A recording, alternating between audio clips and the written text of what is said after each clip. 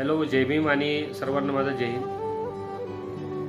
तर आज 14 ऑक्टोबर या दिवशी आपल्या भारत देशामध्ये असंख्य जनसमुदायाने 8.5 लाख या संख्येच्या प्रमाणामध्ये दीक्षाभूमी नागपूर येथे डॉक्टर बाबासाहेब आंबेडकर यांच्या लिडरशिपमध्ये बौद्ध धम्मामध्ये असंख्य जनसमुदायाने प्रवेश घेतला होता. तो समुदाय असा आहे की त्या समुदायाने 3 ते 3,500 वर्षापासून शोषण आणि अत्याचार सहन केलेले आहेत. तो असंख्य जनसमुदाय म्हणजे आजचे त्या काळी जे होते शोषित, दलित, पददलित, महादलित आणि वंचित, ज्यांनी हा शोषण सहन केलेला आहे. तर हे सर्व असंख्य लोकसंख्येचा जो प्रवेश आहे तो शक्य होऊ शकला डॉक्टर बाबासाहेब आंबेडकर यांच्या लिडरशिपमध्ये 14 ऑक्टोबर 1956 रोजी. 14 ऑक्टोबर 1956 रोजी जेव्हा डॉक्टर बाबासाहेब आंबेडकरांनी दीक्षाभूमी नागपूर हे ठिकाण बौद्ध धम्मामध्ये प्रवेश करण्यासाठी स्वीकारले, त्यावेळेस बाबासाहेबांना असंख्य प्रश्न करण्यात आले की डॉक्टर बाबासाहेब आंबेडकर, आपण हा जो धम्म विधी सोहळा आहे हा नागपूरच का ठरवला?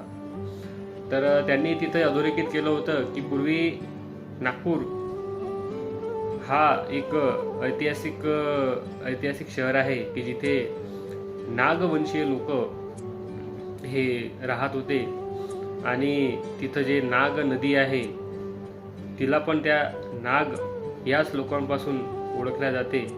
आणि हे नाग लोक अत्यंत धार्मिक आणि बौद्ध धम्माचे अनुयायी होते. आणि त्यांनी बौद्ध धम्माचा जो प्रसार आहे तो खूप मोठ्या प्रमाणात केलेला आहे.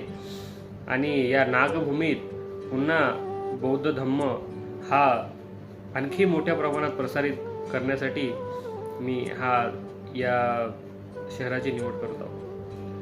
तर त्यावेळेस डॉक्टर बाबासाहेब आंबेडकरांनी जेव्हा 1935 साली येवला येथे त्यांनी एक भाषणामध्ये म्हटलं होतं की मी जरी हिंदू म्हणून या भारत देशामध्ये मला जन्म झाला असेल, पण मी हिंदू म्हणून मरणार नाही.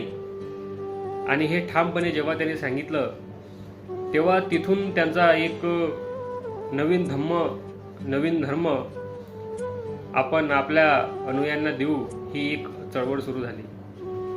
तर त्या कारणामुळे त्यांनी असंख्य धर्म जे आहेत, जसं ख्रिश्चन आहे, शीख आहे, पारशी आहे, त्यानंतर इतरत्र मुस्लिम धर्म आहे, या असंख्य धर्माचा त्यांनी पूर्णपणे अभ्यास केला होता. आणि हा अभ्यास केल्यानंतर त्यांच्या लक्षात आले की आपण हा जो अभ्यास केला, या अभ्यासातून त्यांनी एक निष्कर्ष काढला की या सर्व या धर्मात जे काही त्यांनी माहिती दिली त्या व्यतिरिक्त पण त्यांनी एक धर्माचा अभ्यास केला, तो होता बौद्ध धर्म. बौद्ध धर्माची गोडी त्यांना लहानपणापासूनच असल्या कारणामुळे त्यांना एक बौद्ध धर्मामध्ये एक स्वातंत्र्य, समता, बंधुभाव आणि जिथं माणूस म्हणून माणसाला एक चांगली किंमत दिल्या जाते, जिथं कुठे जात नाही, जिथं कुठे भेद नाही, जिथं मानवामध्ये संघर्ष नाही आणि जिथं शांतिप्रिय अशा धम्माची रेखरेषा त्याच्यामध्ये आढळते, त्या धम्माचा स्वीकार आपण केला पाहिजे. आणि कुठेही या पूर्ण धम्मामध्ये भेदभाव नसला पाहिजे अशा एका विशिष्ट धर्माची निवड त्यांनी करण्याचा निर्णय घेतला. आणि त्यांनी आपल्या या असंख्य बहुजन समुदायाला बौद्ध धर्माचा मार्ग दिला. बौद्ध धर्मच का निवडला आहे, तर बौद्ध धर्माविषयी पण एक आपण थोडं बोललं पाहिजे की बौद्ध धर्मामध्ये असंख्य अशा काही गोष्टी आहेत की त्या गोष्टी जर समजा आपण व्यवस्थितरित्या पालन करू शकलो तर आपलं जीवन हे समृद्ध झाल्याशिवाय राहणार नाही.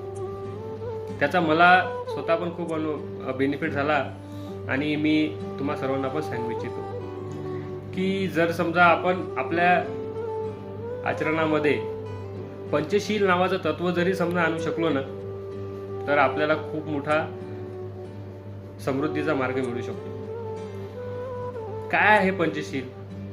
साध्या आणि सोप्या सोप्या गोष्टी आहेत की मी चोरी करणार नाही, मी मांस मच्छी खाणार नाही, मी दारू पिणार नाही, मी माझ्या व्यतिरिक्त इतर कोणावरही अन्याय होणार नाही, मी माझ्या मनामध्ये असे तुच्छ विचार ठेवणार नाही, आणि मी माझ्या मनामध्ये ज्या स्त्रिया आहेत यांच्याविषयी एक चांगला भाव ठेवील, त्यांना क्रूर नजरेनं पाहणार नाही, आणि माझं जीवन हे मी शांततेत माझं जीवन व्यतीत करेन.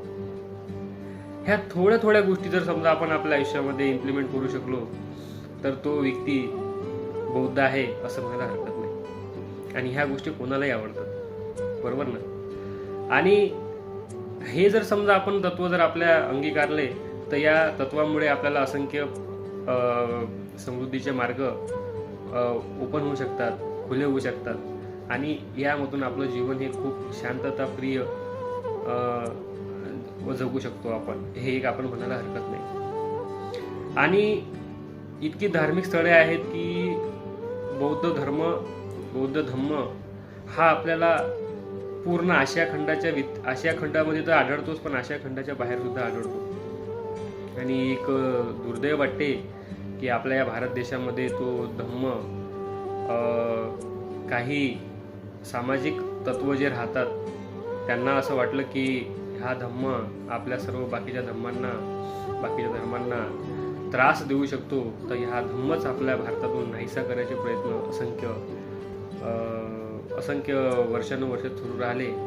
आणि कुठेतरी या धम्माला आपल्या भारतीय जमिनीवरचा जो धम्म आहे त्या धम्माला या भारत देशामध्ये पुन्हा मोठ्या प्रमाणामध्ये उदयास आणण्याचं काम डॉक्टर बाबासाहेब आंबेडकर यांनी केलं. आणि एक असंख्य जनसमुदायाला, निरपराध लोकांना, ज्यांनी कधी अपराध केला नाही अशा लोकांना पण त्यांनी जेव्हा क्रूर ठरवले, त्यांना त्रास दिला गेला, त्यांना वंचित ठेवण्यात आलं, त्यांच्यावर अन्याय अत्याचार करण्यात आला, त्यांना शिक्षण देण्यात नाही आलं, त्यांना जेवण देण्यात नाही आलं, त्यांना संपत्तीचा अधिकार देण्यात नाही आला, त्यांना वोटिंगचा अधिकार नव्हता, त्यांना कारभार करण्याचा अधिकार नव्हता, त्यांना वेगवेगळ्या ज्या सामाजिक धार्मिक कार्यक्रम असतात त्याच्यामध्ये सुद्धा येण्याचा प्रवेश नाकारला गेला.